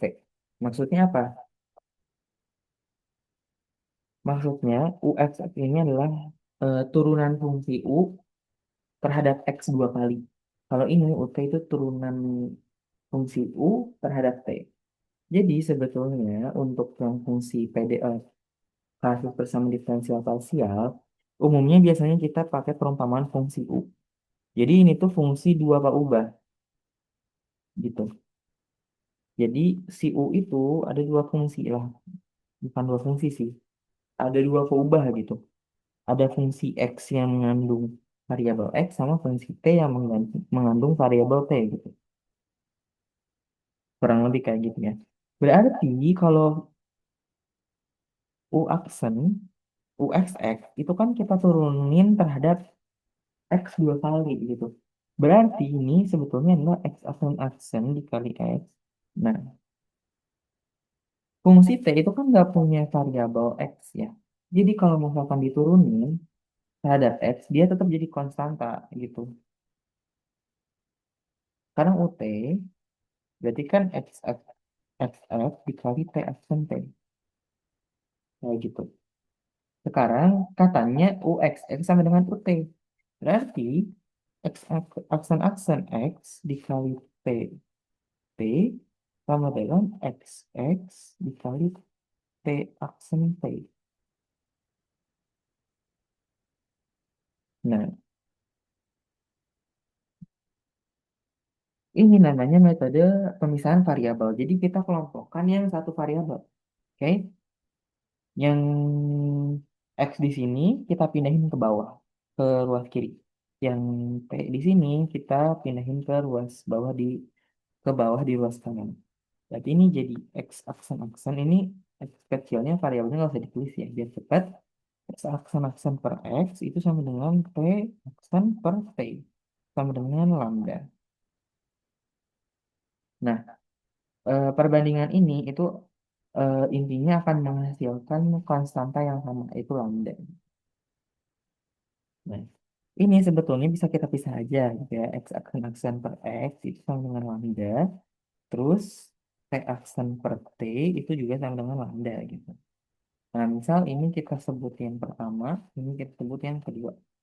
Dari yang pertama, kita bisa tahu atau kita bisa simpulkan kalau X aksen-aksen dikurangi lambda X sama dengan nol. Kok bisa dapat kayak gitu dari mana, Fadil? Nah, ini si X-nya itu kita pindahin lagi ke ruas kanan. Kan jadi X aksen-aksen sama dengan lambda X. Nah, nanti si lambda X yang di ruas kanan itu dipindahin ke ruas kiri lagi. Jadi negatif. Oke. Nah, yang fungsi kedua itu juga sama. T aksen yang lambda T sama dengan nol. Kegedean aksen. Nah, kita udah dapat dua fungsi. Sekarang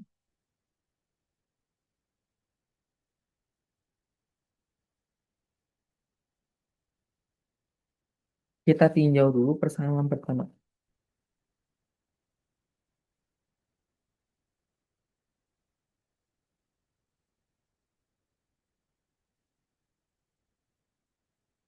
Yang X aksen-aksen min lambda X sama dengan nol. Ingat tadi waktu kita bahas soal nomor berapa ya? Yang ini nomor 5. Ini kan nggak dikasih tahu ya yang bagian B yang kita kerjain barusan. Nggak dikasih tahu nilai eigennya berapa. Justru itu yang perlu kita cari tahu. Justru kayaknya ya. Dan juga tentunya fungsi eigen.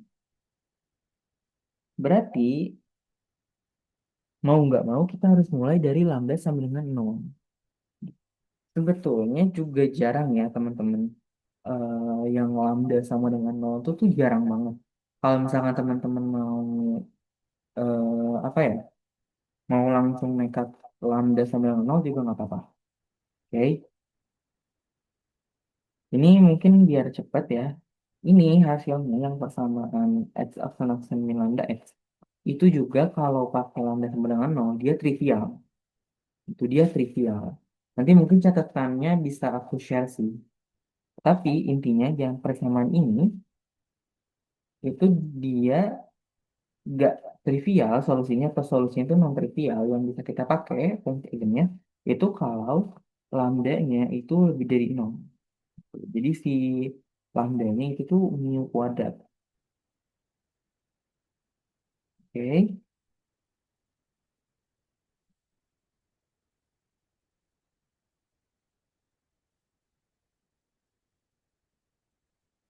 Ingat lagi, kalau lambdanya itu positif, si solusi umumnya, X-nya itu C1, biar jangan bingungin, ini XX, ya ini fungsi X. C1 sin mu X ditambah C2 dikali cos mu X. Nah, sekarang kita lihat ini syarat batas. Syarat batas ini. Nah, syarat batasnya kita lihat U0T sama dengan nol atau U2 pi T juga sama dengan nol. Aku jelasin dulu tafsirnya maksudnya apa sih syarat batas itu. Jadi U0T itu kan sebenarnya sama aja kayak X, tapi si X-nya itu diganti nol, terus T dengan nol. Nah, ini kita asumsikan dia tuh nggak bernilai nol. Jadi yang bernilai nol itu si X nolnya gitu. Di sininya dia bernilai nol. Hal yang sama kayak U2 pi T sama dengan X2 T dikali T sama dengan nol. Nah, ini kita anggap TT-nya itu dia bernilainya nggak nol. Yang bernilai nolnya itulah X waktu X-nya itu 2 pi gitu. Jadi kalau kita eh, coba di sini, katanya kan X0 itu sama dengan, nah ini udah berkali-kali mungkin tadi udah dijelasin ya, ini itu pasti nol. Karena kan sin nol gitu ya. Nah berarti tinggal sisa ini. Cos nol itu kan satu, berarti tinggal sisa dua. Tadi kita tahu kalau X0-nya itu sama dengan nol di sini.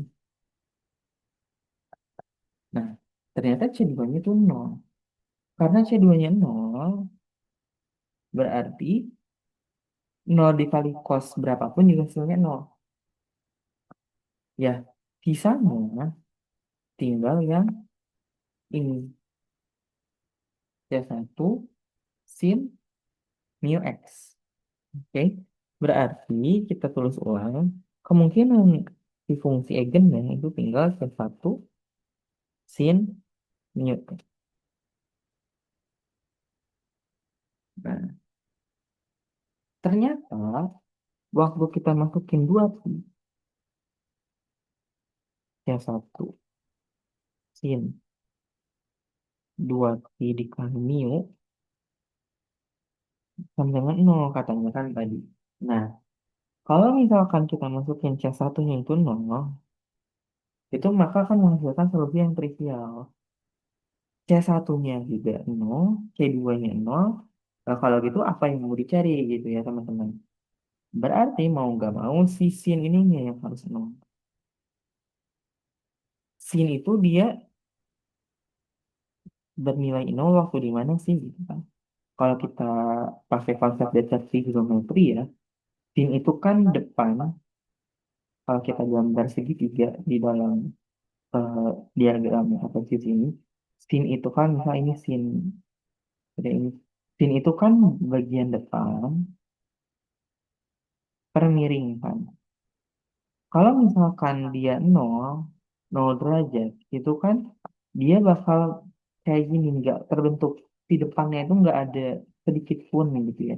Jadi berarti ketika nol, kalau di sini kan dia ada depannya kan. Kalau di sini justru maksimal gitu. Berarti di sini lagi dia akan bernilai nol. Berarti nol terus di sini kan berarti 180 derajat pi. Terus muter lagi ke sini 2 pi. Muter lagi ke sini 3 pi. Berarti selama di X berapapun yang penting ada pi-nya, dia akan benar nol. Oh, berarti kita bisa tulis aja NP. Berapapun N-nya, pasti nilai isinya itu nol. Sorry, ini sin sin 2 pi mu-nya itu nol, berarti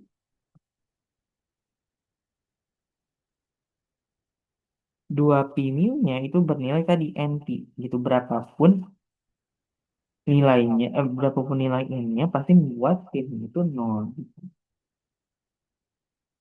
Ini pi-nya bisa kita coret ya.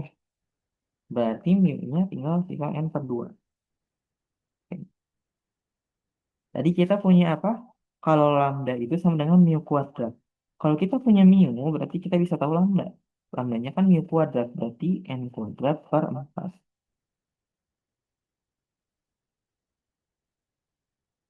Nilai eigennya udah ada, si fungsi x-nya juga udah ada ya. Berarti si x-nya itu adalah C1 dikali sin mu-nya n per 2 kali x. Tapi ini baru nih nyari x-nya, kita harus nyari t-nya. T-nya dari persamaan yang kedua. T aksen min lambda t sama dengan 0.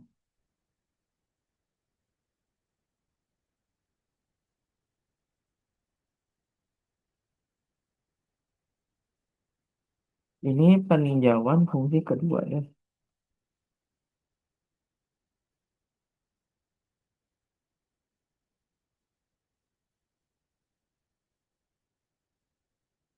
Nah ini, yang ini kita pindah ruaskan ke kanan teman. Jadi T aksen sama dengan lambda T. Terus yang T-nya kita pindah ke ruas kiri. Jadi dibagi 1/T dikali T aksen sama dengan lambda. Gitu. Nah, terus integralkan.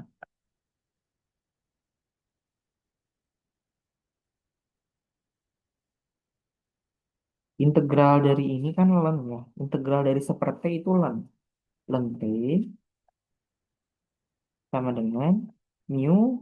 Integral dari ini kan mu itu konstanta. Misal integral dari 2 terhadap T. Integral 2 dt itu kan berarti 2T. Berarti kalau misalkan kita ganti em, integral lambda dt itu kan sebenarnya lambda T kan ya. Berarti ini jadi lambda T. Kita mau T, nggak mau ln T. Berarti kita pangkatkan aja E pangkat gitu ya. Jadi ini kalau E pangkat ln dari T adalah E pangkat. Oh, jangan lupa ya kalau integral itu pastikan plus C. Jadi ini lambda T plus C gitu. Ini E kalau pangkat ln kan berarti tinggal sisa T aja. Nah ini kita pakai sifat eksponen, ini kayak gini. Kan kalau basisnya sama E, terus kalau sifat pangkat atau eksponen kan dia jadi dijumlahkan gitu ya.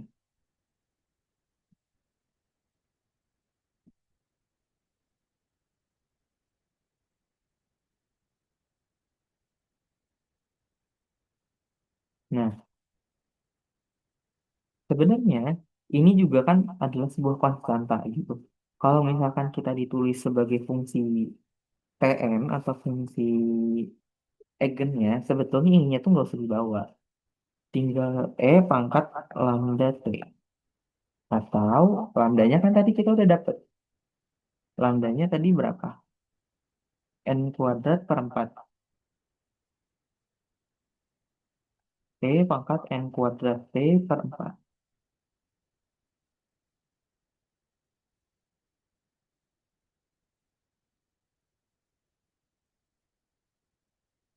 Nah, berarti kita dapatkan UXT-nya. X-nya tadi C1 sin N per 2 X. Nah, U-nya itu dia nanti jadi lambda teman-teman. Karena kan em, ini awalnya TN. Jadi kayak satu pieces gitu, satu fungsi. Nah, fungsi U itu tuh adalah penjumlahan dari ini kan TN, N-nya itu mungkin bisa diganti satu, dua, dan seterusnya gitu ya. Jadi ya biar memudahkan itu kita penulisnya pakai notasi sigma. N-nya mulainya dari satu sampai tak hingga. X-nya, oh ini jangan lupa pakai koefisien, bisa pakai koefisiennya C1 aja. C1, kemudian si X-nya sin N per 2 dikali X. Sin N per 2 dikali X dikali E pangkat N kuadrat dikali T per 4. Ya, ini kita udah dapat, tapi masih dalam bentuk sigma. Ada satu lagi syarat awal, UX 0-nya sama dengan sin 3T. Nah, ini sigma N sama dengan satu sampai K hingga C1 sin NX per 2. Nah, T-nya kan kita gantiin. E pangkat 0 itu kan satu. Ini dikali satu. Nah, berarti sigmanya berubah. Jadi, sigma dari N sama dengan satu sampai K hingga C1 atau mungkin lebih enaknya diganti CN aja ya. CN sin NX per 2. Ini UX0. Nah, ini kan sama dengan sin 3X. Gimana caranya? Solusinya tuh kita uraikan aja satu-satu. Dari N sama dengan satu N sama dengan 2 gitu. Kalau misalkan masukin si N-nya satu, berarti nanti kan misal si sigmanya atau si deretnya itu berubah jadi C1 dikali sin X per 2 ditambah C2 dikali sin 2X per 2 dan seterusnya sampai nanti dapat pasti C6 dikali sin 6X per 2. Nah, ini C6 dikali yang ini, yang sebelumnya itu kan sin X per 2 sin 2X per 2 itu nggak ada hubungannya sama sin 3X kan. Dia baru ada hubungannya waktu si N itu sama dengan 6 menghasilkan sin 3X. Nah, berarti si M-nya itu sama dengan 6 supaya dia bisa sama kayak ini. Oke. Ingat lagi metode waktu deret apa ya tadi deret Fourier atau deret pangkat. Kita samain, oke? Ininya kan ruas kanannya sin 3x. Yang ruas kirinya itu C6 sin 3x. Sin 3x-nya udah sama nih. Berarti kan kita perlu tahu si C6-nya itu bernilai berapa. Sini kan sebetulnya satu dikali sin 3x. Berarti C6-nya itu sama dengan satu. Nah, untuk N sama dengan 6. Berarti udah dapat PU X0-nya itu sama dengan sigma. Sigmanya udah nggak ada ya berarti. Karena si N-nya itu cuman untuk 6 aja berlakunya. Oke. Berarti kan CN, C6. C6 itu satu. Berarti satu dikali sin NX per 2. N-nya kan 6. 6 per 2, ini 6 per 2 kan 3 ya. Berarti 3X sin 3X dikali ini. E pangkat N kuadrat T per 4. Berarti E pangkat 6 kuadrat atau 36. 36 dibagi 4 kan 9. Berarti E pangkat 9T. Kayak gitu. Udah beres.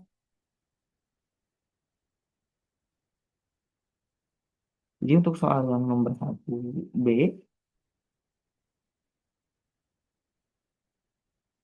solusinya itu sin 3x dikali E pangkat 9. Gitu. Ada yang mau ditanyain?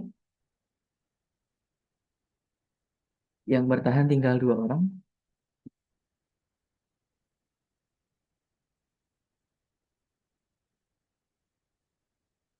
Em, yang nomor di satu lagi, yang nomor 6 mau dibahas atau enggak nih?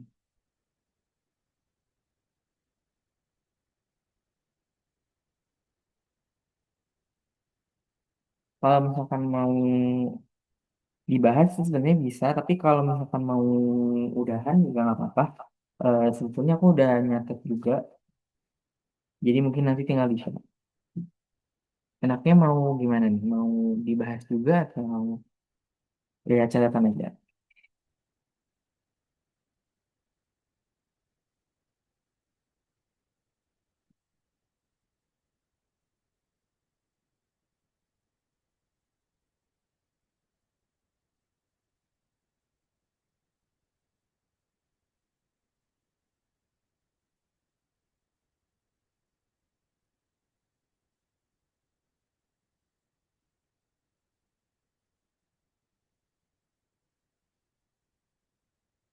Yang nomor 6 itu sebenarnya soalnya tentang ini.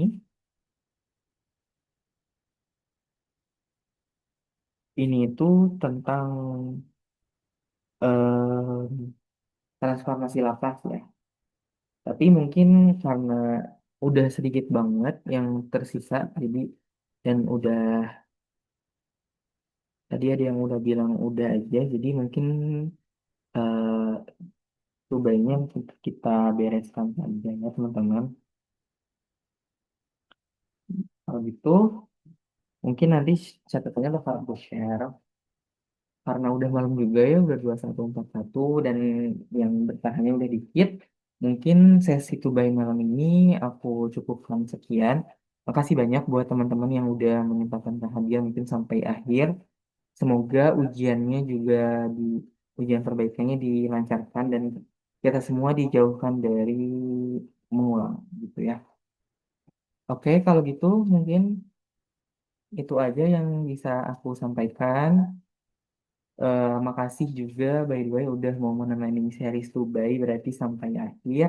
Sampai ketemu di Tubai di semester depan. Oke, sebelum ditutup mungkin kita berdoa dulu agar ilmunya lebih bermanfaat dan sebelum kita beristirahat berdoa dipersilakan.